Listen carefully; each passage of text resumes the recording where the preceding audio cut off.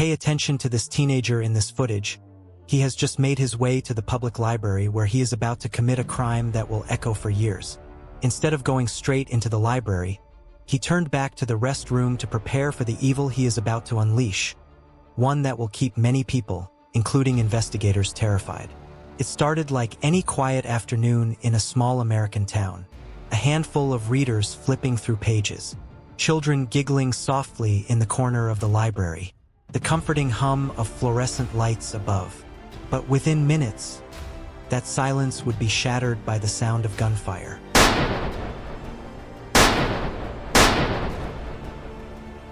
August 28, 2017, Clovis, New Mexico. A small town of fewer than 40,000 people. A place where everyone seems to know everyone else.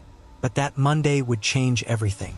At 4:16 p.m., the Clovis-Carver Public Library, a safe space for learning and calm, became the scene of unimaginable horror. A teenage boy, dressed in black, armed with 2 stolen handguns, walked through the front doors and opened fire. When the shots rang out, it sounded unreal, like something that could only happen somewhere else. But it was happening here, inside a small-town library filled with families, children, and staff who'd spent years serving their community. Witnesses remember the screams echoing between the bookshelves, the desperate scramble for cover. "Run, what are you doing? Run!" someone shouted. Others hid under desks, behind counters, anywhere they could. And among the chaos, the faint, terrified voice of a child whispered the words that would haunt an entire town. "Papa, please save me." Papa,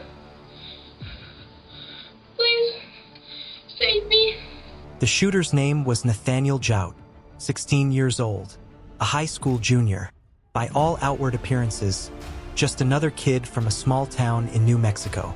But beneath the surface, something dark had been building. A storm of anger, isolation, and despair that would soon explode into violence. That morning, Nathaniel had woken up restless, angry, and unfocused. He would later say he just couldn't take it anymore. Before leaving his house, he recorded 2 short videos on his phone. Rambling, eerie messages meant to explain what he was about to do. In the first, he stares into the camera with a vacant look. "By the time you're watching this," he says, "the deed would have already been done. I'm sorry to anyone affected by this. I don't know what it is yet, but I'm just going to go find something to do." He apologizes to his parents, to his girlfriend. He says it's all his idea, that no one made him do it, that it's just him being mad. Minutes later, he snaps a photo for Snapchat, dressed in black, his face blank. Then he walks out the door, guns hidden under his clothes. Inside the Clovis Library, the afternoon had been peaceful. Librarians Wanda Walters and Christina Carter were helping patrons. Children's books lay open on the tables, while the gentle hum of computers filled the air. No one had any idea that a teenager with 2 loaded handguns was about to walk in. At 4:13 p.m., Nathaniel arrived outside. He lingered near the doors, hesitated, then walked to the restroom. No one paid him any attention, just another teenager using the library facilities. But in that restroom, something inside him broke. Minutes later, the first shot rang out. Patrons screamed. Pages fluttered to the ground. The sound of bullets cracked through the air, one after another, echoing off the walls. Jessica Thrawn, a library assistant, felt the searing pain of a bullet tearing into her shoulder. Others ducked, crawled, or ran for their lives, desperate to reach the exits. Outside, a man named Lupe Aguirre, whose wife and child were inside, dialed 911 as the gunfire continued. "I'm at the library, somebody's shooting," he told the dispatcher. His voice trembled. "There are 2 people laying down." Police officers raced to the scene within minutes, not knowing what they were walking into. Inside, the gunman was still roaming, gun in hand, pacing from room to room. When the first officers entered, they didn't know if there was more than one shooter. They yelled commands, clearing rooms, moving between shelves, shouting for survivors to show their hands. It was chaos, screams, sobs, and silence colliding all at once. Many officers would later say that even though the ordeal lasted less than 5 minutes, it felt like hours. 2 people were already dead. Wanda Walters, 61. A longtime library assistant, loved by co-workers and patrons alike. She was known for her warm smile and her dedication to helping children learn to read. Christina Carter, 48, the children's librarian. She'd spent years creating programs for local kids, turning the library into a haven for young readers. Both women died doing what they loved, serving their community in a place that was supposed to be safe. Among the wounded was 10-year-old Noah Molina, who had gone to the restroom moments before the shooting began. He was hit alongside his older sister, Alexis. Library patron Howard Jones was shot as he tried to flee, and Jessica Thrawn, the assistant librarian, bled from her shoulder as she hid behind a desk, praying to make it out alive. When police finally located Nathaniel, he was standing near the information desk. He looked calm, almost detached. When an officer ordered him to the ground, he smiled slightly and said, "Okay." He placed his gun down, raised his hands, and surrendered. The entire attack, from the first shot to his arrest, lasted barely 5 minutes. But in those 5 minutes, an entire town was scarred forever.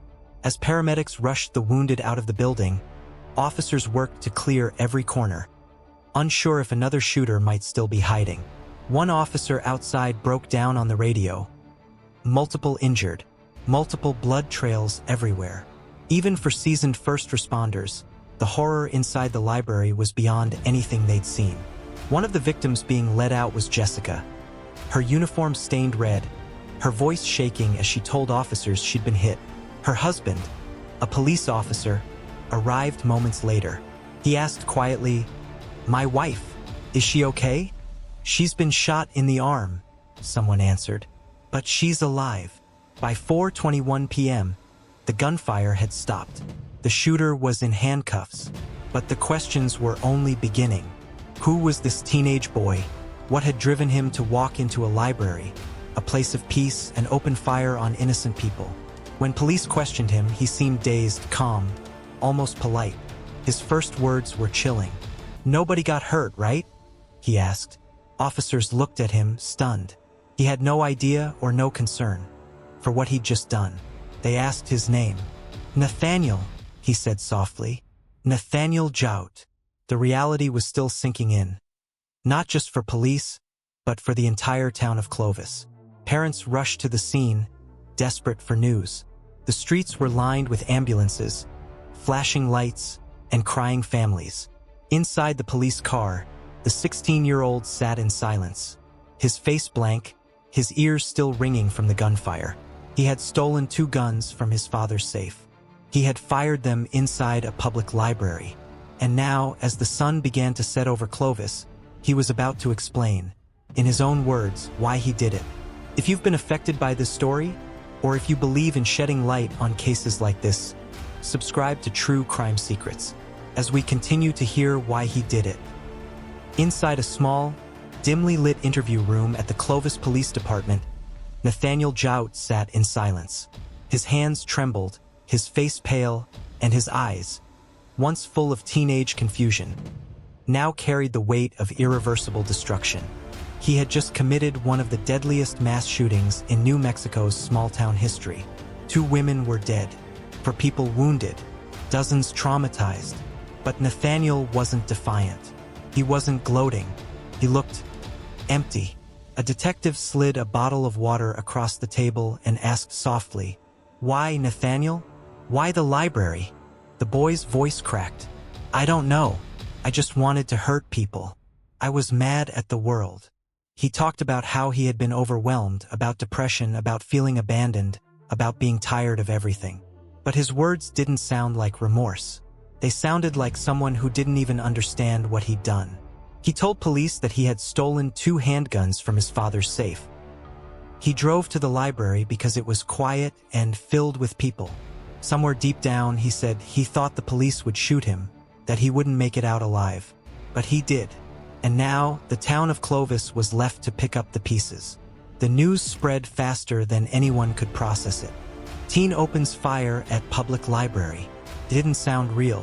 Not here. Not in Clovis, a farming community where everyone knew everyone.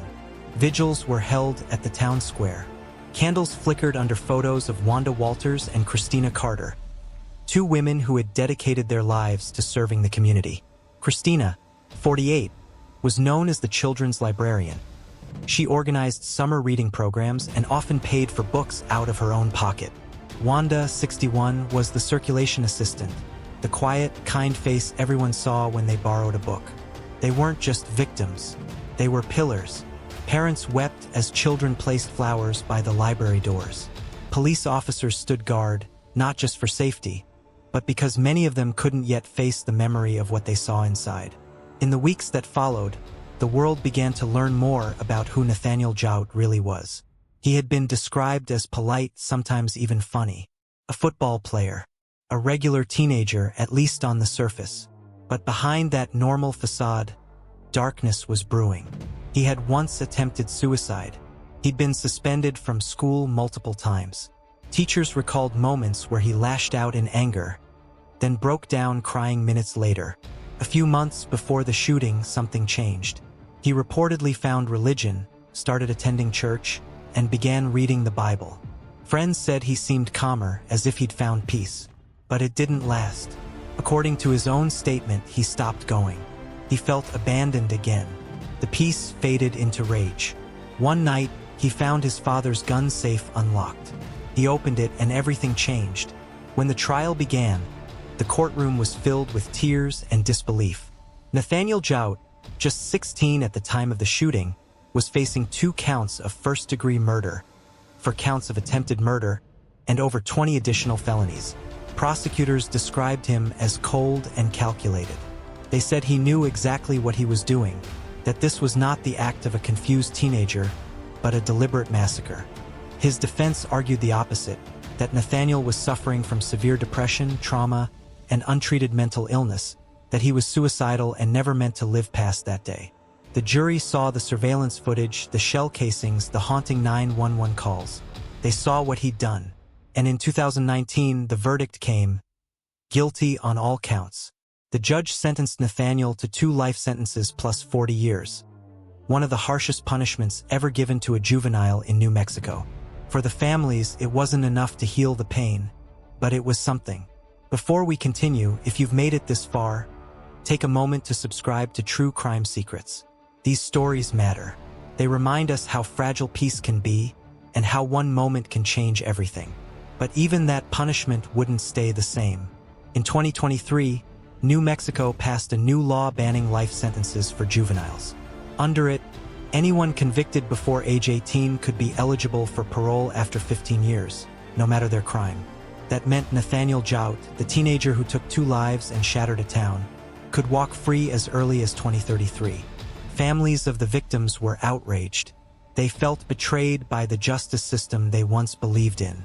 In a statement, one of the victims' relatives said, "He made an adult decision to destroy lives. Now the law treats him like a child again." For many in Clovis, that wound reopened the pain they had just begun to close. Years later, survivors still carry invisible scars. Jessica Thrawn, the librarian shot in the shoulder, has spoken about the nightmares, the trauma, the sound of gunfire echoing in her head when she closes her eyes. The 2 children, Noah and Alexis Molina, are still processing what they saw. Their childhoods marked forever by violence in a place that once felt safe. Every anniversary, townspeople gather at the rebuilt library. The shelves are full again. Children laugh again. But the air carries a quiet heaviness, a reminder of the day when silence turned to screams. Experts who studied Jouett's case later described him as a textbook example of violent impulsivity fueled by untreated depression and rage. He didn't fit the mass shooter stereotype. He wasn't part of a group. He wasn't inspired by ideology. He was simply lost, consumed by hopelessness and anger until something inside him broke. He later said in court, "I wish I could take it all back. I can't stop thinking about them, the people I hurt." But for many, those words were too little, too late. The Clovis-Carver Library shooting changed how New Mexico viewed mental health, gun access, and juvenile justice. Parents started locking their gun safes. Schools hired more counselors, and communities began asking questions they had ignored for too long. What makes a child decide to kill? Could someone have stopped it? And how do you ever forgive something like this?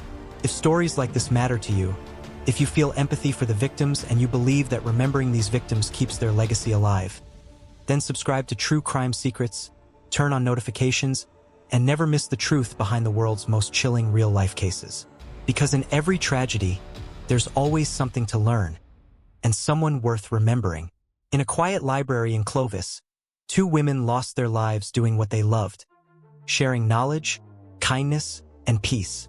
And one boy, blinded by rage and despair, took it all away. Years later, the bookshelves still stand. The pages still turn. But some chapters will never close.